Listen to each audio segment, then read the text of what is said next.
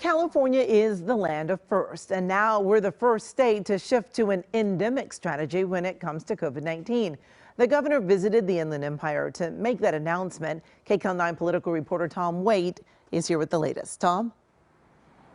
Hi there, Amy. Well, he just wrapped up that speech just a short time ago. He unveiled what can sort of be called as an endemic plan, a kind of plan to move out of the crisis mode of the pandemic and kind of move into a mode of coping with the pandemic. Take a look here. This is the video inside of this massive warehouse where he delivered this speech here in Fontana, where they have gowns and other PPE, hand sanitizer, just, I think it's 1 million square feet or something, huge of a warehouse here.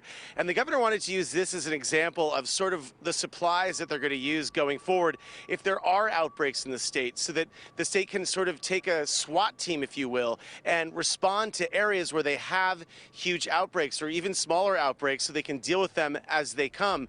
Because the governor says at this point we have to live with COVID on some level. Of course, in California, we have mandates still in place. In LA County, there is still an indoor mask mandate. We talked to the governor, though, about what he's calling his SMARTER plan. That's an acronym that essentially combines some of these strategies that we were just talking about. The governor's saying, although the pandemic is sort of winding down in some ways, he is saying that it probably will never end. There is no end date. That there is not a moment where we declare victory. Despite so many of the metaphors that were used during this pandemic, the war metaphors, where we said we will defeat this virus, there was some suggestion that that was a destination, that that was a place, when in fact we now know it's more of a direction. All right, we wanted to show you these numbers, some of the numbers that the governor was talking about in terms of that stockpile. So the idea is that he wants to have 75 million masks in that stockpile ready to go in case we need them. And then thousands of ventilators, of course, because as we all know, COVID can really affect the lungs in some of its victims and many of its victims. And 30 million over-the-counter tests. He really stressed how important those tests are.